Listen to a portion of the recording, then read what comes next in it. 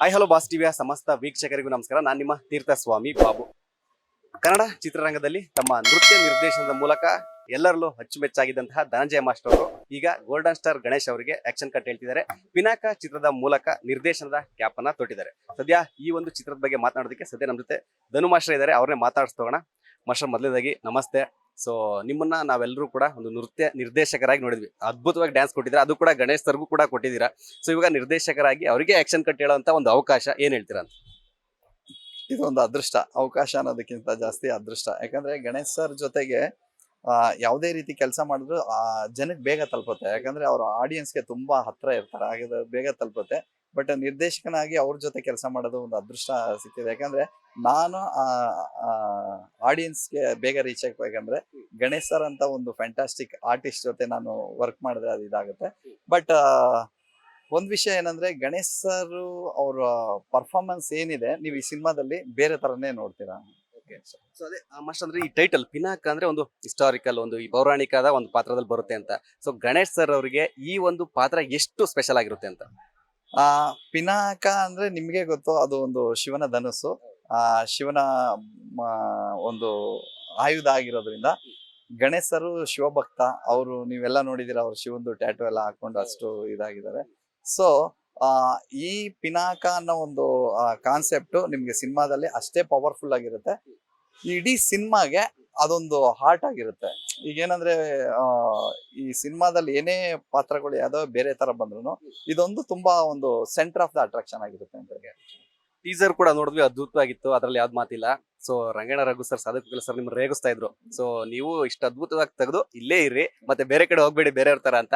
So ಇದ್ರ ಬಗ್ಗೆ ಏನ್ ಹೇಳ್ತೀರಾ ಅಂತ? ಯಾಕಂದ್ರೆ ಇವಾಗ ನೋಡಿ, ಸಾಕಷ್ಟು ಜನ ನಮ್ಮ ಕನ್ನಡದಿಂದನೇ ಹೋಗಿರೋಂತ ಕೆಲವರು ನಿರ್ದೇಶಕ ನಟರಾಗಿರ್ಬೋದು. ಸೊ ಕನ್ನಡದಲ್ಲಿ ಇಟ್ಟ ತಕ್ಷಣ ನೆಕ್ಸ್ಟ್ ಮರ್ತು ಬೇರೆ ಕಡೆ ಅಲ್ಲೇ ಫಿಕ್ಸ್ ಆಗ್ತಿದ್ದಾರೆ. ಸೊ ನಮ್ಮವ್ರು ನಮ್ಮ ಹತ್ರನೇ ಇರ್ಲಿ ಅಂತ ಒಂದು ಆಸೆ. ಸೊ ಅದ್ರ ಬಗ್ಗೆ ಇಲ್ಲ, ನಿಜವಾಗ್ಲೂ ಹೇಳ್ಬೇಕಂದ್ರೆ ರಂಗಣ್ಣ ರಘು ಸರ್ ಆಗ್ಲಿ, ಸಾಧು ಸರ್ ಆಗ್ಲಿ, ಅವ್ರ ಬಾಯಿ ಹರಕೆಯಿಂದ ನಾವು ಏನೋ ಒಂದು ಹೊಸ ಪ್ರಯತ್ನ ಮಾಡಕ್ ಹೋಗ್ತಾ ಇದೀವಿ. ನಮ್ ಪ್ರಯತ್ನ ಇಲ್ಲಿಂದಾನೇ ಶುರುವಾಗಿದೆ. ನಮ್ಗೆ ಇಲ್ಲಿಂದಾನೇ ನಮ್ಮ ಟ್ಯಾಲೆಂಟ್ ನ ಹೊರಗಡೆಯವ್ರಿಗೆ ತೋರ್ಸಕ್ ಆಸೆ. ಹೊರಗಡೆ ಹೋಗಿ ನಮ್ ಟ್ಯಾಲೆಂಟ್ ತೋರ್ಸಕ್ಕಿಂತ ಇಲ್ಲಿಂದಾನೇ ತೋರ್ಸಕ್ ಆಸೆ. ಅವ್ರ ಬಾಯಾರಿಕೆಯಿಂದ ಹಂಗೆ ಆದ್ರೆ ನನಗೆ ತುಂಬಾ ಖುಷಿ ಆಗುತ್ತೆ. ಇನ್ನು ಪಿನಾಕ ಪ್ಯಾನ್ ಇಂಡಿಯಾ ಸಿನಿಮಾ ಅಂತ ಕೂಡ ಹೇಳಿದ್ವಿ. ಅದೇ ಕತೆ ಎಲ್ಲ ಅಂದ್ರೆ ತಾರಾಗಣನ ಇದೆ, ಅದು ತುಂಬಿ ತುಳುಕ್ತಾ ಇದೆ. ಅಂದ್ರೆ ಇವಾಗ ಮ್ಯೂಸಿಕ್ ಡೈರೆಕ್ಟರ್ ಆಗಿ ತೆಲುಗಿಂದ ಹರಿ ಸರ್ ಬಂದಿದ್ದಾರೆ. ಸೊ ಇನ್ನ ಕಾಮಿಡಿ ಇದರಲ್ಲಿ ಸಾಧು ಕೋಕಿಲ ಸರ್ ಮತ್ತೆ ರಂಗಣ್ಣ ರಘು ಸರ್ ಇದ್ದಾರೆ. ಸೊ ಒಂದು ಗಣೇಶ್ ಸರ್ ಮತ್ತೆ ಇವರಿಬ್ರು ಕಾಂಬಿನೇಷನ್ ಅಂದ್ರೆ ಅದು ಬೇರೆ ಲೆವೆಲ್, ಮನರಂಜನೆ ಫಿಕ್ಸ್ ಅದರಲ್ಲಿ. ಸೊ ಇದು ಈ ತರ ಒಂದು ಸೆಲೆಕ್ಷನ್ ಯಾಕೆ ಅಂತ? ಅಂದ್ರೆ ಸೆಲೆಕ್ಷನ್ ಅನ್ನೋದು ಕೆಲವೊಂದು ಇದ್ರಲ್ಲಿ ಮಾತ್ರ ನಾವು ಮಾಡ್ತೀವಿ. ಆದ್ರೆ ಒಂದು 99% ಸಿನಿಮಾನೇ ಸೆಲೆಕ್ಟ್ ಮಾಡ್ಕೊಳುತ್ತೆ ಯಾರ್ಯಾರು ಬೇಕು ಅಂತ. ಅದರಲ್ಲಿ ಆ ಆಯ್ಕೆ ಹೆಚ್ಚಾಗಿ ಸಿನಿಮಾನೇ ಮಾಡ್ಕೊಂಡಿದೆ.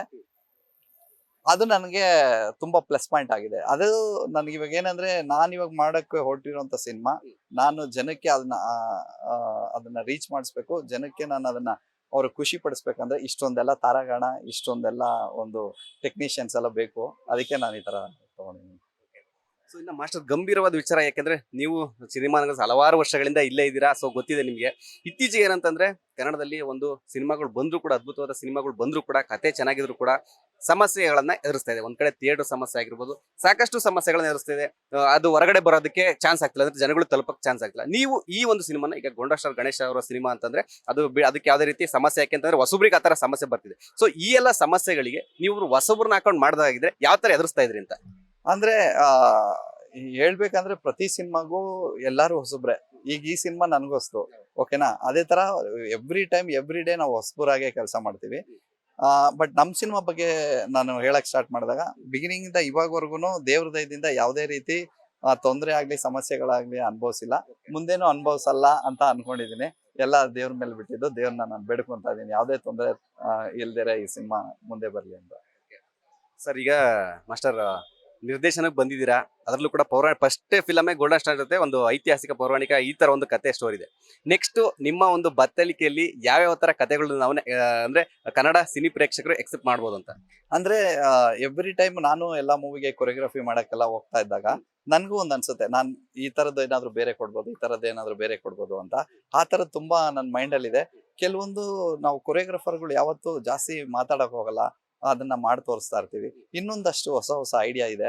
ನಾನು ಮುಂದೆ ಈ ಸಿನಿಮಾ ಯಾವ ತರ ನಾವು ಹೊಸ ಪ್ರಯೋಗ ಮಾಡಿದೀವೋ ಅದೇ ತರ ಇನ್ನೊಂದಷ್ಟು ಹೊಸ ಪ್ರಯೋಗ ಮಾಡಿ ನನಗೇನಂದ್ರೆ ಜನರಿಗೆ ರಂಜಿಸ್ಬೇಕು, ಅದೇ ನನ್ನ ಉದ್ದೇಶ. ಸೊ ಈಗ ಒಂದ್ ಕಡೆ ಡೈರೆಕ್ಷನ್ ಗೆ ಬಂದಿದ್ದೀರಾ ಫುಲ್ ಫ್ಲೆಡ್ಜ್ ಆಗಿ, ಅದು ಮೊದಲೇ ಗೋಲ್ಡನ್ ಸ್ಟಾರ್ ಜೊತೆ. ಸೊ ಇವಾಗ ನೃತ್ಯ ನಿರ್ದೇಶನ, ಇದನ್ನು ಎರಡು ಬ್ಯಾಲೆನ್ಸ್ ಮಾಡಿದ್ರೆ ಯಾವ ತರ ಬ್ಯಾಲೆನ್ಸ್ ಮಾಡ್ತೀರಾ ಅಂತ? ಅಂದ್ರೆ ನನಗೆ ಈಗ ನೃತ್ಯ ನಿರ್ದೇಶನ ಆಗ್ಲಿ ನನಗೆ ಹೊಸ್ತೇನಲ್ಲ. ನಾನು ತುಂಬಾ ವರ್ಷದಿಂದ ಇಂಡಸ್ಟ್ರಿಯಲ್ಲಿ ಕೆಲಸ ಮಾಡ್ತಾ ಇರೋದ್ರಿಂದ ನನ್ಗೆ ಯಾವ್ದೇ ರೀತಿ ತೊಂದರೆ ಆಗಲ್ಲ. ಯಾಕಂದ್ರೆ ಈಗಿಲ್ಲ, ನಾವ್ ಎಸ್ಪೆಷಲಿ ನಮ್ ಕನ್ನಡದಲ್ಲಿ ಯಾರ್ಯಾರು ನಿರ್ದೇಶಕರಿದ್ದಾರೆ, ಪ್ರೊಡ್ಯೂಸರ್ಸ್ ಇದ್ದಾರೆ, ಆರ್ಟಿಸ್ಟ್ ಇದ್ದಾರೆ, ಎಲ್ಲರೂ ನನ್ನ ಪ್ರೀತಿಸ್ತಾರೆ.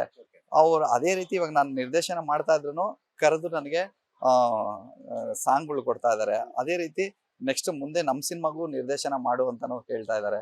ಸೊ ವಿಶ್ವಾಸ ನನಗೆ ಕೊಟ್ಟಿರೋ ಒಂದು ಅವಕಾಶದಿಂದ ಈಗ ನಾನು ಅಲ್ಲಿಂದ ಹಂಗೆ ಮುಂದುವರ್ಕೊಂಡು ಹೋಗ್ತಾ ಇರ್ತೀನಿ. ನನಗೆ ರಮೇಶ್ ರೆಡ್ಡಿ ಸರ್ ನನಗೆ ಆಕ್ಟಿಂಗ್ ಮಾಡಕ್ ಅವಕಾಶ ಕೊಟ್ರು, ವಿಶ್ವಾಸ್ ಸರ್ ಡೈರೆಕ್ಷನ್ ಮಾಡಕ್ ಅವಕಾಶ ಕೊಟ್ರು. ಒಬ್ಬೊಬ್ರು ಹಂಗೆ ಕೊಡ್ತಾ ಇದಾರೆ, ಹಂಗೆ ನೋಡೋಣ ಹೆಂಗ್ ಮುಂದುವರಿತೀನಿ.